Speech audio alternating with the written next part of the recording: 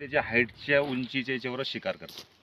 2 ते 3 फुटाची उंचीची शिकार करतात. लहान मुलांना सांभाळायचं. बरं सर, पाणी भरणार जे आता जात आहे शेतकरी समजा समजा रात्रीच्या तुम्ही वेळेस, गाणं लावलं समजा तर कदाचित, त्याला बचाव करण्यासाठी काय काय उपाययोजना हा, करावं तर लागेल? त्याच्या उपाययोजना हेच आहे आपल्याला का बाबा आपण वाफाला हे करतो तर चालता फिरता थोडंसं खकारणं किंवा दांगडू करणं, हा हुकल, म्हणजे जेणेकरून त्या माणसाला हे होऊन जाईल, त्या बिबट्याला आभास होईल का कोणीतरी मनुष्य येतोय, तो आपली जागा हा चेंज करून टाकतो. तो काही तर कोणी माणसाचा भास होतोय बा, किंवा मोबाईलवरती गाणे लावणे. मोबाईलवरती गाणे लावलं त्याला असं वाटतं की कोणी एकपेक्षा 2 तरी माणसं जास्त आहे. भजन वगैरे कीर्तन लावतात, जसं की 4-5 माणसाचा आवाज येतो ना त्या भजन गाण्यामध्ये, तर असं वाटतं की ते 4-5 माणसं येतो, तो आपली जागा दिशा चेंज करून घेतो. तो तर शक्यतो आपल्या जनावर याच्यावर अटॅक माणसावर करतच नाही तो, कारण तिची शिकार मी तुम्हाला पहिलेच बोललो की ते 2 ते 3 फुटाच्या अंतरावरती तिची शिकार राहते. कदाचित त्याला अटॅक कधी होतो का माणूस चुपचाप आहे, चुपचाप बसलेला आहे आणि खाली वाकून काम करतोय. वाकून त्याला असं वाटतं काहीतरी शिकार डुक्कर आहे किंवा कुत्रा आहे. 4 पायाची शिकार आहे ना तिची. 2 पायावर कधीच शिकार करणार नाही बिबट. 2 पायावर उंच जनावर असला कधीच नाही. एखादा बैलावर जेव्हा होतो ना अटॅक, तो बसलेला राहतो आणि झोपेल राहतो. त्यावेळेस तो पाठीमागून येऊन फाटका मारतो, जसं वळला जनावर का तो नरडा धरतो, आणि नरडा धरल्यानंतर काय होतं का त्याला रक्तच निघतो. तर हे रुमाल जे उपरणं मी म्हणलं, जसं का रात्रीच्या वेळेस तुमचं उपरणं दे इकडं, तसं हा उपरणं आपण गळ्यात असं करून बांधतो, फक्त असं टाकतो. कदाचित समजा आपल्यावरती हल्ला झाला आणि त्यानं धरलं तर त्याची जबान इतकी सेन्सिटिव्ह राहते का तो लगेच सोडून देणार. वास येईल का त्याला? हे उपरण्यामुळे जबान कपड्याचा लगेच सोडून देतो. कारण आजपर्यंत जेवढ्या बी घटना झालेल्या आहे, ज्याच्या गळ्यात उपरणा, दुपट्टा, साडीचा पदर हे पूर्ण वाचलेले आहे. ज्याच्या गळ्यात नाही आहे ते समजा हे झालेले आहे, घटना झालेली आहे, अशा दुर्घटना झालेल्या आहे. त्याच्यामुळे हा गळ्यात उपरणं वगैरे रात्रीच्या वेळेस जेवणाचा डबा वगैरे शेतात नेला चालतो का? काही वासना वगैरे जेवणाचा डबा नाही. मग आपल्याला शेतात जायचं समजा, प्राणी मांसाहारी प्राणी ना, मासा आणि प्राणी आहे, त्याच्यात काही संबंध नाही आहे.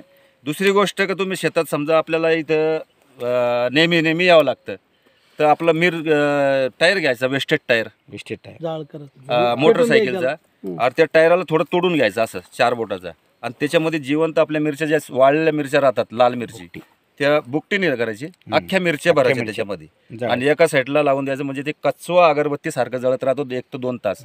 त्याचा ठसका 1 ते 2 किलोमीटरमध्ये पसरतो, आणि त्या पसरल्यामुळे तुमचे रानडुक्कर, हरणी येणं बंद होतात. कारण रानडुक्कर 5 किलोमीटरपासून शोषण क्रिया राहते रानडुकराची. म्हणजे आपण काहीतरी मक्का पेरले, काहीतरी पेरलं समजा, त्या वासाने ते रानडुकरं येतात, आणि रानडुकरामुळे काय होतं, हा पाठीमागं त्यांच्या शिकारीसाठी येतो, खाद्यासाठी. त्यांच्या रानडुक्कर किंवा कुत्रे, भटकी कुत्रे यांच्यासाठी हा शिकारीसाठी येतो, आणि त्याच्यामुळे तो जवळ येतो.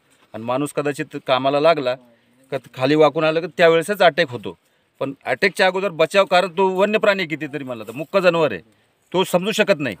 पण आपण समजू शकतो का आपला स्वतःचा बचाव. म्हणजे चालता बोलता समजा, चालता आपण 2 बी असले तर गप्पा मारणे, जोराने बोलणे, किंवा मोबाईलवरती शिंगल असले तर मोबाईलवरती बोलणे, हाच आपल्यासाठी बचाव आहे. आणि तसं आरडाओरडा करून त्याच्या पाठलाग करू नये. दिसलं ताबडतोब त्याच वेळेस कळवायचं की बाबा अशी घटना झालेली आहे, आपल्या इकडे कधी वन्य प्राण्याची काही शिकार झाली, त्याच वेळेस आम्हाला तात्काळ सांगा. त्यावेळेस आपण ट्रॅप कॅमेरे वगैरे काहीतरी असे लावू शकतो.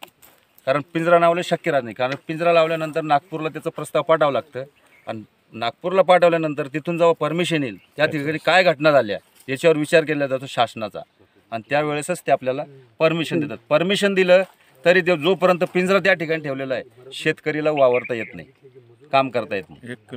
1 किलोमीटरच्या अंतरापर्यंत तिथं मनुष्याला जाता येत नाही. आणि पिंजरा लावला आणि कदाचित त्या ठिकाणी काही घटना झाली, कारण पिंजरा लावताना आम्ही पूर्ण गावात दौंडी वगैरे याच्यामुळे सांगतो का त्या ठिकाणी क्षेत्रामध्ये पिंजरा लावलेला आहे, जाऊ नये.